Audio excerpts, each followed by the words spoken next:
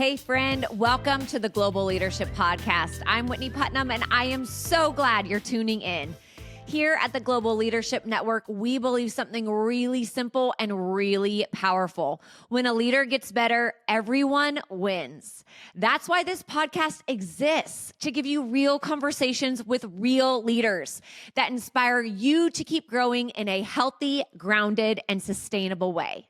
Now listen, if you're anything like me, the weeks leading up to the Global Leadership Summit feel extremely anticipatory. Maybe you're coming in needing fresh vision, or maybe you're hoping for a spark of inspiration that helps you take your next bold step. Or maybe, like me, you're praying that God speaks clearly and personally into your life through this experience. Whatever it is, there is a reason that this event draws over 60,000 leaders across 400 host sites year after year. We come because we know we need each other. We come because we believe leadership matters. And we come because something powerful happens when we gather with hungry, humble leaders from around the world. And today's episode, it's a behind-the-scenes look of how it all comes together. Our president and CEO, David Ashcraft, sits down with someone I get to work with every day. Lori Hermann, our senior vice president of content and experience here at the GLN. Lori is what I like to call a leader of leaders. She's the kind of person who leads with clarity, conviction, and calm, even when the stakes are high and the timelines are tight. In this episode, you'll get an inside look at what it takes to build the Global Leadership Summit, from selecting speakers to crafting a world-class experience that inspires transformation. Lori shares so much practical wisdom about leading high-performing teams under pressure, building trust, and staying grounded.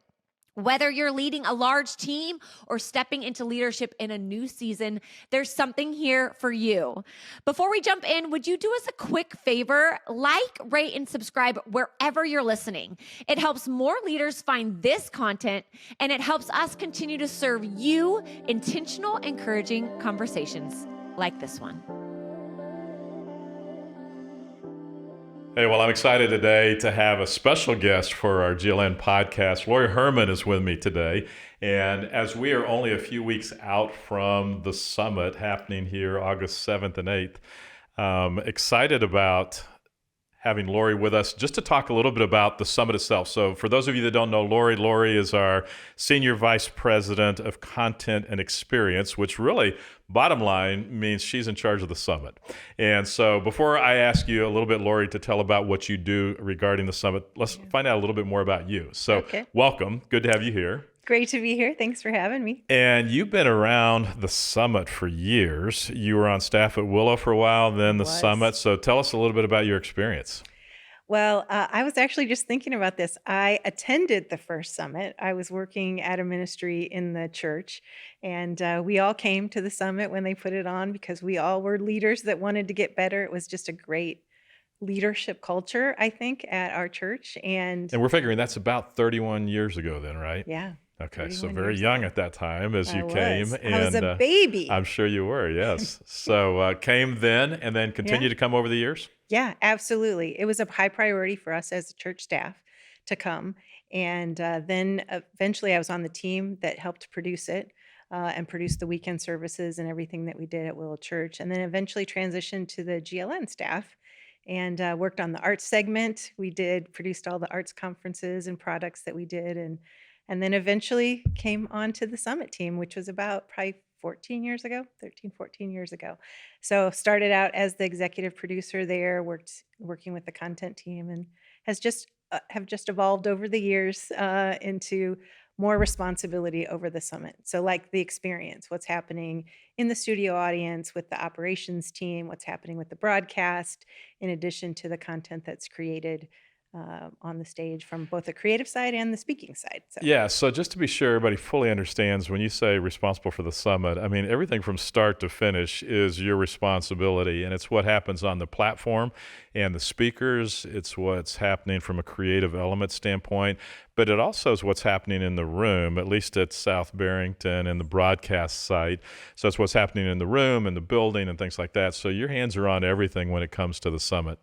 They are, well, not mine. I have an awesome team. So it could not be done Okay, without the yeah. amazing team that I am a part of. So that's for So sure. let's describe a little bit, Lori, just to give people a sense. I'll have people even now that'll say to me, "Oh, Summit's coming up in a few weeks. You must really, really be busy," which we are. But what's fascinating is I'll say we are, but we're also already working on 2026. So maybe just in a nutshell, describe the process. We start looking at speakers years in advance, right? Really, it is a cultivating a relationship with speakers. Sometimes we've invited speakers for 6, 7 years before they finally say yes. So it is a really long process. We have a great research team that researches hundreds of speakers every year. And then we kind of narrow that down and the content team presents these speakers what their fresh, actionable leadership content is, how it fits with our audience. They present that to a group of really diverse people who both represent like donors and our host site pastors and anybody who might be sitting in the audience. So, Lori, it's like this broad funnel because I had somebody Exactly. approach me actually last week and said they'll do something for me if they can in turn speak at the summit next year for a keynote. And they even told me what amount they wanted to be paid for that, as though I could choose. And I said, I have no choice in that. All I can do is make suggestions. But it starts out with, you said Yeah. hundreds of people, and Hmm. then the team kind of narrows that down and then presents to a group of about 30 people, Right. clips. Right. So in those And then presentations, they vet and we put them in a pipeline. Basically, we're looking for a variety of ministry leaders, business leaders, experience that would be basing their content and what they have to say on their experience, thought leaders who are more research based speakers. And then we always want a couple names that you can just say or brands that you can just say that it doesn't matter what the name is, or you don't even need an explanation because you can you say know who Nick they are. Saban because everybody knows he was the coach of Alabama. Yeah. Or So start real broad, narrow it down to that vetting process. And Mhm. probably at that point, there's maybe 50 speakers or so, 30 to 40, Yeah, 50 that are being considered. I actually think, Lori, those are fun meetings to be a part yeah, of. And um, very typically 5 to 6, 7 speakers will be presented. hmm And I'm just amazed that our research team knows more about those speakers. I mean, they've researched all of their writings, they've researched all of their social media posts, things like that. for And so sure. in that meeting, present, and then there's kind of a voting structure, right? Right. Yeah, a number of years ago, we shifted to this. We used to all debate, and they were very tense conversations, and people were very opinionated. And so much of it is subjective, Yeah. whether you like somebody or you don't, it could vary in a lot of different ways. So we got to the point where we're like red, yellow, and green. So we'd ask everybody in the room to first, once they hear the presentation, vote by raising their flag, red, yellow, or green. And when you see all green, it's like big win. Everybody, wherever, whatever group their demographic they're representing, love that speaker.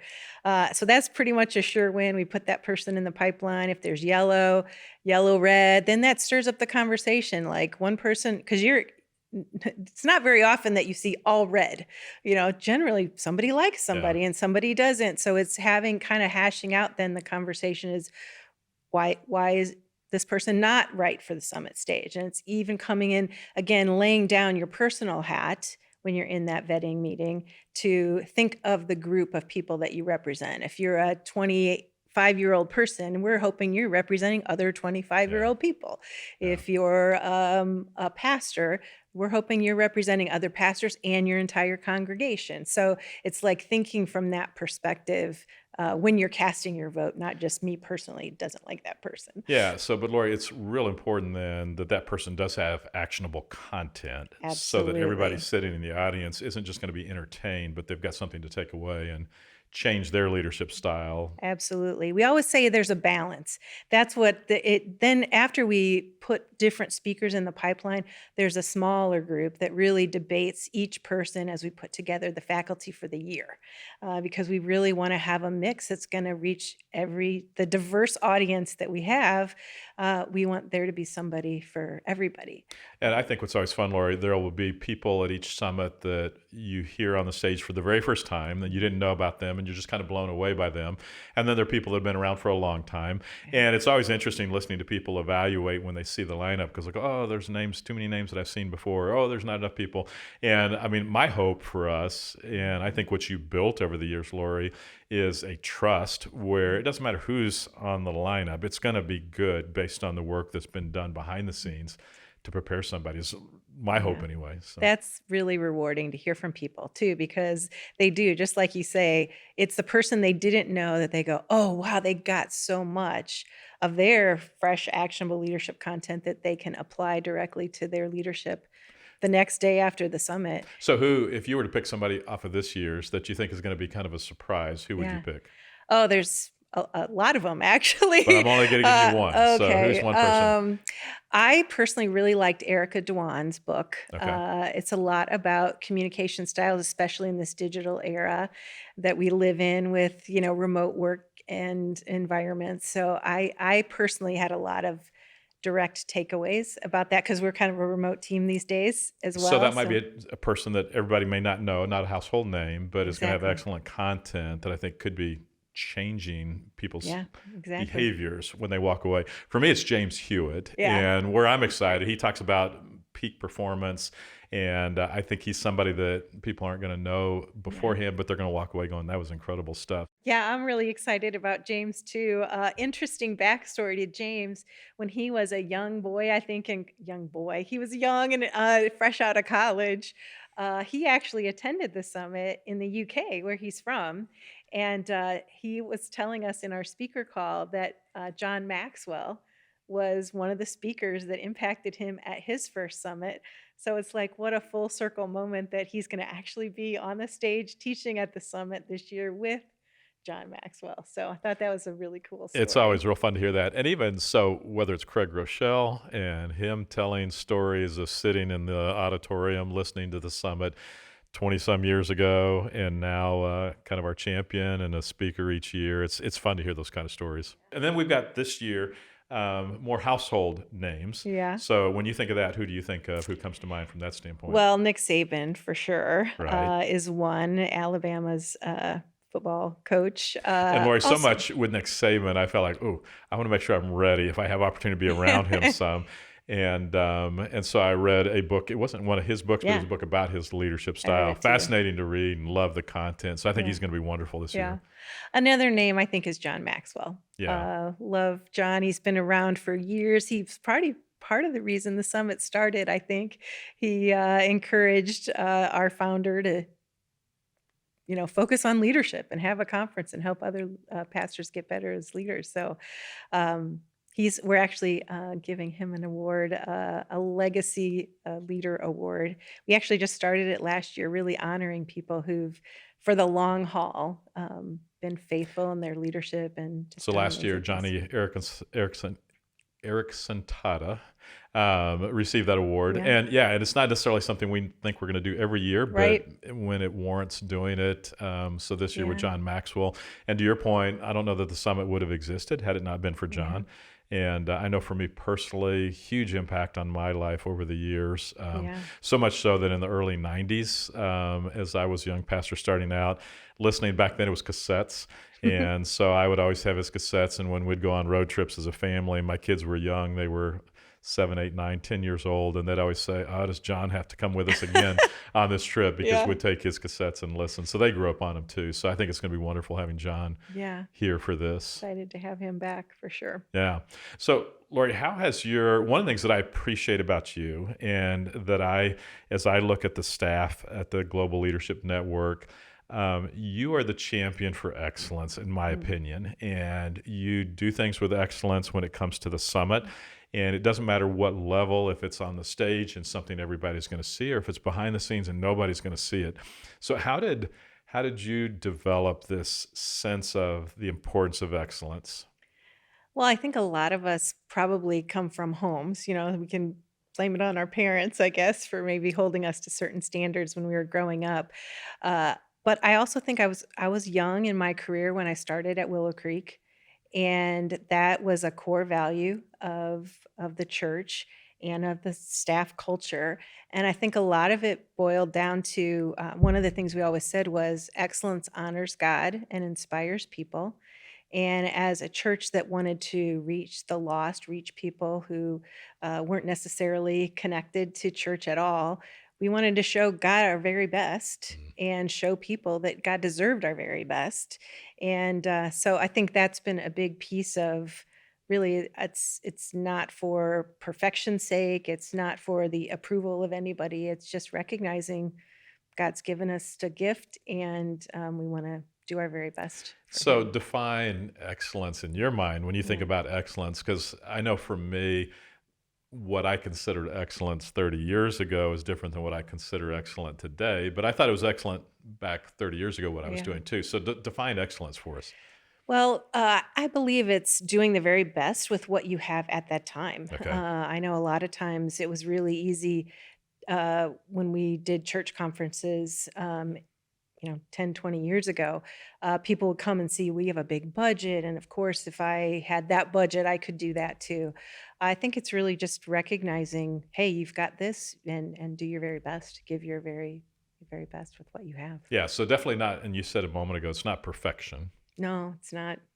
Although I admit I try to. I Do try. you mess No. up or do you? Oh, I mess up too often. So it's funny. I have the opportunity during the summit to sit next to Lori on the front row, and I gave her a hard time because the first year I sat next to you, your foot is just constantly tapping, and I almost think the more, I don't know if it's intense or tense or what it is in you, but it taps faster and faster. So is there a clue for me? Do I watch the speed of your tapping foot to tell if it's going well or not? Or that's... Since you told me that was my tell, I've been working on You've maintaining. been trying to get rid of the Yes, tap or at yes. least control it. So, yeah. So how do you respond when something's not going as well as you want? So it's not going to be perfect. What's your reaction, and how do you deal with your team when it's not going the way you want? That's a great question. I would say one of my leadership philosophies really is to seek first to understand and then to be understood. I think a lot of times something might be going wrong, and my mind might think it's one thing, blame the person, blame something that might be happening or not happening. So I think my first approach is always to say, help me understand what's going on. Because it could be there's a technical glitch and it's nobody's fault, or there's nothing that could be done about it. So I think generally that's my approach, is to ask questions, to try to figure out what is the challenge, and then assess from there, how can I come alongside? How can I support? What does this person need to help improve whatever the situation is? But I think that's the first thing I really do, is try to understand what is happening. Hey everybody, it's Eric, content producer for the Global Leadership Podcast. The Global Leadership Summit is coming, August 7th through 8th. I have a quick leadership move that's going to multiply the value of the summit for you. Here it is. Bring a team with you. You might lead a staff. You might have a volunteer crew. You might just have a small circle of peers. But whatever it is, the summit is always more powerful when you experience it with others. Here's the best part. When you register a group of 6 or more, you will save $20 off of every ticket, whether you're attending at a local host site or you're joining us online. And guess what? That group rate is available right up to the start of the event. Even if it's the day before, still good. Hours before, still good. You can still rally your people and get in on this incredible deal. We designed the Global Leadership Summit to equip you and your team with clarity and courage so that you can lead in today's world. Start your group at globalleadership.org/summit and get ready for 2 powerful days of growth together. So that works if you have time to do all that. So let's move the time frame a little tighter. How do you respond if things need to happen in the moment? And do you find yourself in those situations, and do you respond differently? Absolutely. I think somebody, I won't take the credit for this because I'm sure I heard it from some other leader. And I think there's a lot that comes with your instinct and your discernment. And I think age and experience plays into that. I see me making decisions differently now than I did 15 years ago. And I know that's based probably on the years of experience that I've had and faced different situations. So I think trusting your gut when you're in that position and trusting your instinct is an important thing that I'm Which, growing in, I think, to recognize. and can I just say, I It's almost appreciate you saying that. unconscious competence. I think that Yeah. was something that we learned too. I'm not even aware, but I have this wealth of experience, and so trusting that discernment or those thoughts as they arise. Yeah, Lori, I appreciate you saying that because sometimes it can almost sound like, oh, we should never go with our gut. It should always be well thought out. And typically our gut is well thought out, and it's just making decisions in the moment of this direction or that direction. And so I think it's real important for leaders to have confidence in what they're sensing themselves. And that's part of the reason why they're the leader. Yeah. And they're in that position. They've earned that right over time. And so you talked about time and experience and things like that. So you've earned that right to sit in that seat, and people trust your gut. And so I think that's great to be able to do that. Yeah.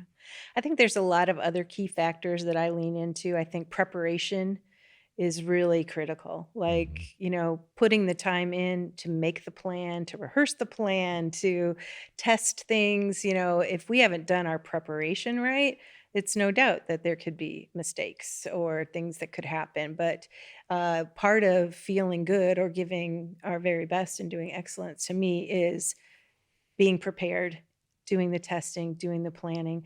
Also, I think the people that you work with,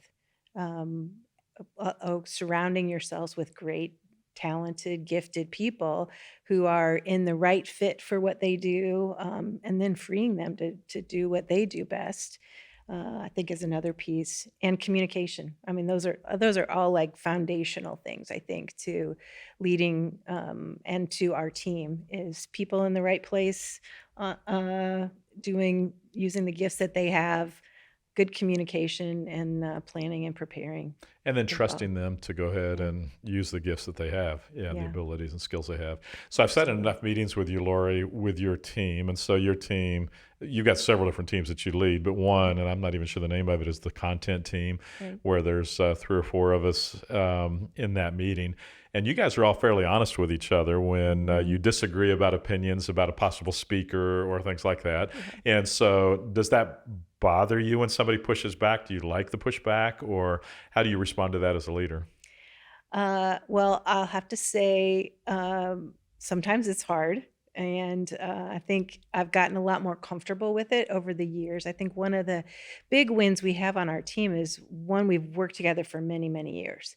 So I think there's a deep trust and care for each other. I think we trust our motives, that we know we're out for the best product, for lack of a better word.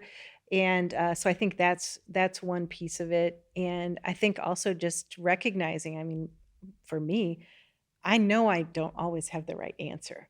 So again, the collaboration of our team and hearing lots of different viewpoints is so important, because people have a different perspective. Yeah. And that's another important piece to me, is hear all the different perspectives and then weigh out, in this situation, what is the best perspective? Yeah. What is the thing that matters the most, that helps drive the decision as to whether this person should be a speaker or not, or this is the right creative element at this spot in the program. Yeah. So 2 things I think you said that are real significant. Collaboration is one, but the other is continuity. And I think sometimes on teams, we hurry people along, or we want new, fresh blood or fresh insight. But there's something about continuity that's huge, where, to your point, you said you learn to trust each other. You've learned to trust each other's motives and things like that. That doesn't happen overnight. That takes time for that to develop. Well, and you witnessed this team of people who we've worked together for at least 10 years. And when the director of content started, when I first came into the role and I was a new supervisor for her, we had a lot of clashes.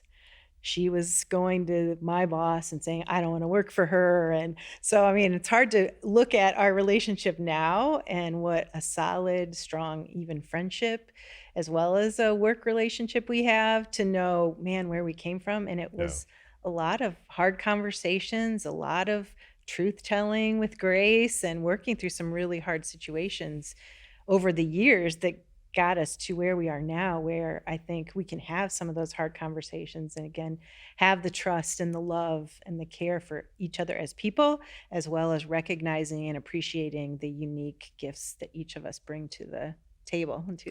And sometimes it feels like it's easier to avoid those conversations and not have them, and yet you wouldn't have the team that you have had you not had those conversations. Absolutely. Yeah. And I am a conflict averse person. Are you? So it doesn't come natural for you? Does not. No, I'm a Enneagram 9 people pleaser. So when an opportunity for conflict comes up, your first reaction is, if it was your natural reaction, would be natural reaction avoid is, it. I am a flight person. I am not a fight or flight person. I would be a flight. So how have you trained yourself then to go ahead and have the conversation?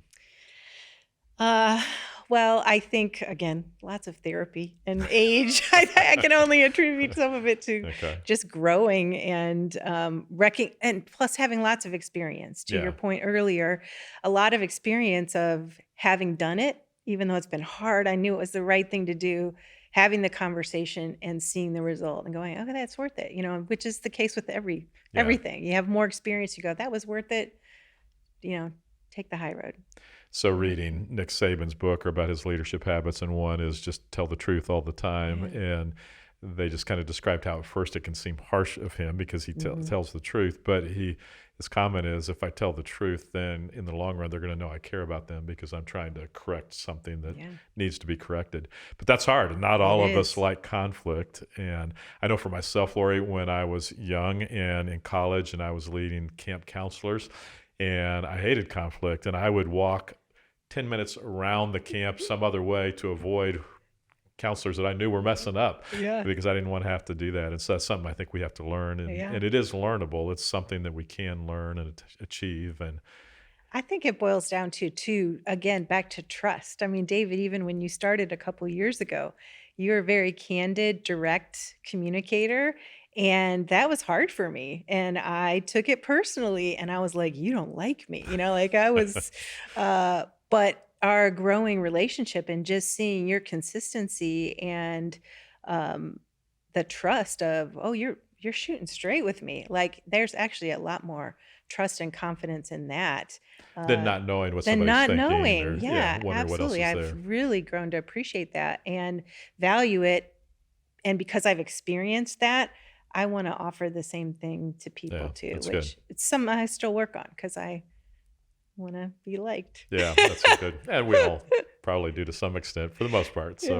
So when people come to the summit, they're going to learn from the speakers.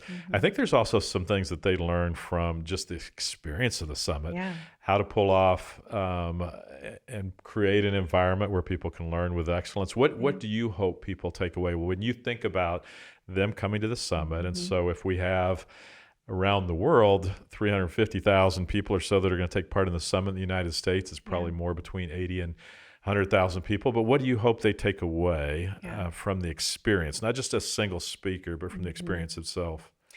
Well, one thing that we have said for years about the summit is we wanted it to feel like summer camp, for a leader.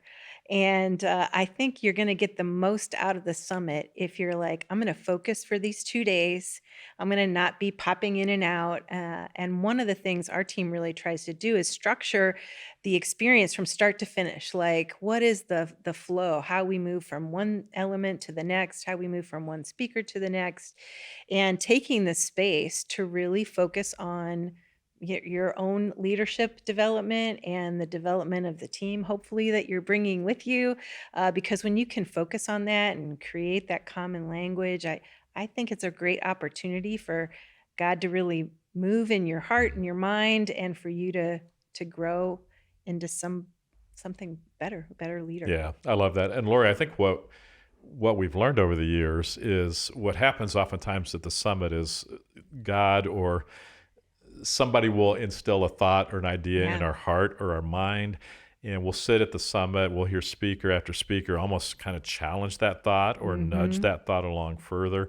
And what we hear stories over and over and over again, 5 years, 10 years, sometimes 15, 20 years down the road, are stories of somebody that sat in a seat in an auditorium somewhere, listened to a summit speaker, a thought birthed in their heart or their mind, and all of a sudden they started a business or a ministry or a work that's impacting hundreds or sometimes thousands of people around the world. And so it's just coming and being open and available and saying, okay, God, what do you want me to learn here? How do you want me to be different this year? Exactly. And it's funny, Lori, I've gone back and forth. Only 1 year did I say I'm not going to take notes. I'm a note taker, but my writing is terrible. So usually I can't read what I wrote after the fact anyway, but I think I learn better when I write. And there was 1 year I said, I'm not going to take any notes this year. And I did not enjoy that at all. That was actually hard for me. But it's just coming and just being fully engaged in the moment and not being distracted, I think is some of what you're saying. Totally. And that's one of our values too, is we're trying to create a distraction-free environment so you can focus, so you can experience, whether it be the teaching or even the space that you experience a song in, or one of the other creative moments that we're trying to allow people to just be open and hear and feel things on a different level.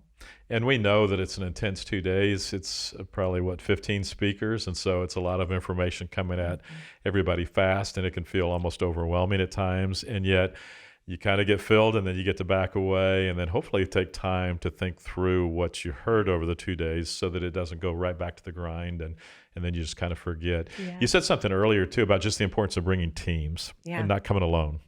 100%. I would say that's probably one of the greatest things we've even experienced on our team is it creates a common language. Right. You are all doing the same thing together. So when you hear Erica Dewan or James Hewitt talk about getting more sleep, then, as a team, you're coming back the next week and you're saying, how was your sleep this weekend? It just creates this camaraderie, and you're all on the same page, learning the same things.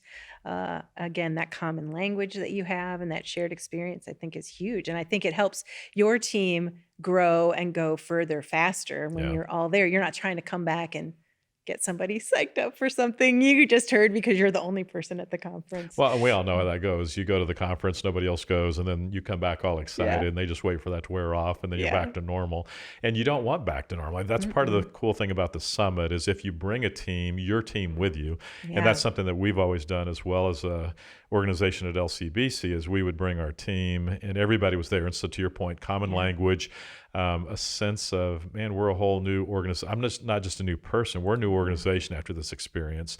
And so we're going to head in a little bit different directions, course corrections, it's new direction. And so it's not at all too late to sign your team up. And sometimes people say, well, I've invited my team. They don't want to come. And for me, it never was a choice. I'm kind of inviting you, but you're going to come. I mean, it's an invitation, but it's also, you're going to come, and we're all going to experience this together. And so I would love to see, this is a dream I have, at least, since COVID, since 2020, so many of us are remote organizations.